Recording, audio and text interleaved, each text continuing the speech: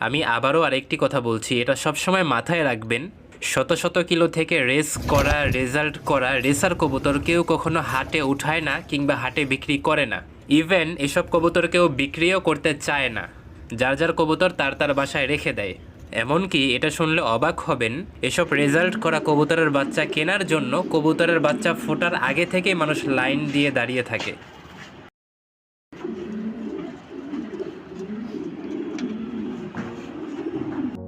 যারা বলে থাকে কবুতরের চোখ এবং নখ দেখেই বোঝা যায় কবুতরটা কেমন রেজাল্ট করবে কিংবা কেমন উড়বে, এটা সাফ মিথ্যা কথা। যারা বলে তারা হচ্ছে বতে বলদ।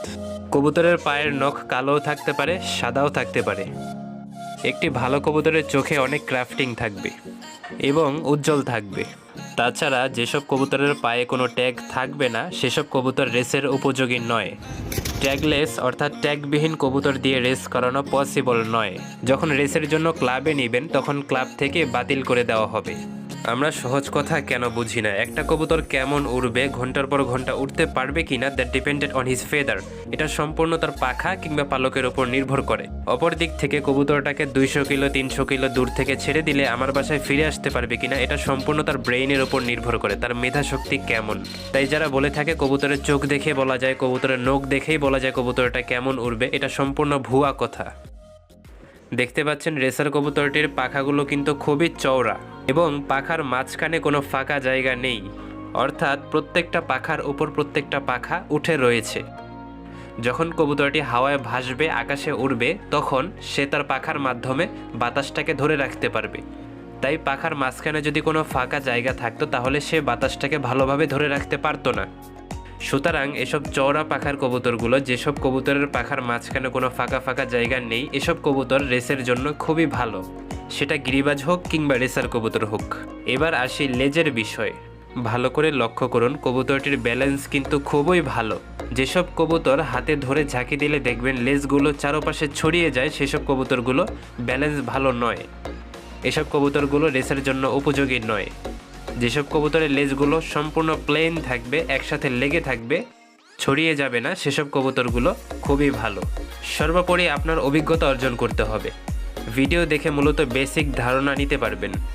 আমরা যারা 10 থেকে 15 বছর ধরে কবুতরের জগতে আছি, আমাদের অভিজ্ঞতার সাথে যারা মূলত নতুন কবুতর পালন শুরু করবে তাদের অভিজ্ঞতা মিলবে না। তাই কিছু শিখতে হলে অবশ্যই চ্যানেলটি সাবস্ক্রাইব করে বেল বাটনটি বাজিয়ে দিন। মনে রাখতে হবে, একটি ভালো লাইনের রেসার কবুতর সবসময় ছটফটে হবে। হাতে ধরলে সে ছটফট করতে থাকবে, ছুটার জন্য চেষ্টা করতে থাকবে। অপর দিক থেকে যদি দেখা যায় কবুতরটি ছটফট না করে মরার মতো হাতে পড়ে থাকে, তাহলে ধরে নিতে হবে এই রেসার কবুতরটি দিয়ে ভালো কোনো রেজাল্ট আশা করা যায় না। এছাড়াও কবুতরটির পেশি মজবুত হতে হবে। কবুতরটির বুকের নিচে হাত দিলেই দেখা যাবে হাড়টা বেরিয়ে গেছে কিনা। একটি কোয়ালিটিফুল রেসার কবুতরের হার্টবিট অনেক বেড়ে যাবে যখন কবুতরটিকে আপনি হাতে ধরবেন। তাছাড়া একটি ভালো মানের রেসার কবুতরের গলা খুবই মোটা হবে এবং মাথাটা একটু মোটা হবে। এই জাতীয় রেসার কবুতরগুলো ভালো পারফরমেন্স করে থাকে, তবে নাকটা ছোট হলে কিংবা চিকন হলে ভালো হয়। ভালো মানের একটি রেসার কবুতর সংগ্রহ করার সময় সবসময় মনে রাখতে হবে কবুতরটির পেডিগ্রি আছে কিনা। পেডিগ্রি জিনিসটা কি আপনারা বললে সেই বিষয় নিয়ে আমি একটি ভিডিও তৈরি করে দিব। একটি ভালো মানের রেসার কবুতরের সবসময় পেডিগ্রি থাকবে, অবশ্যই পেডিগ্রি দেখে এরপর কিনবেন। রেসার কবুতর পেয়ারিংয়ের ক্ষেত্রে অর্থাৎ জোড়া মেলানোর ক্ষেত্রে সবসময় চোখের কালার দেখে এরপর পেয়ার করবেন। সর্বশেষ একটি প্রশ্ন আমাদের সকলেরই থেকে থাকে, রেসার এবং হোমা কবুতরের মধ্যে পার্থক্য কী? What is the different between racer and homer pigeon? মনে রাখবেন, রেসার এবং হোমা কবুতর অনেকটা একই। যেটা দিয়ে রেস করানো হয় সেটা হচ্ছে রেসিং পিজিয়ন, আর হোমা কবুতর দিয়ে কখনোই রেস করানো হয় না কিংবা যায় না।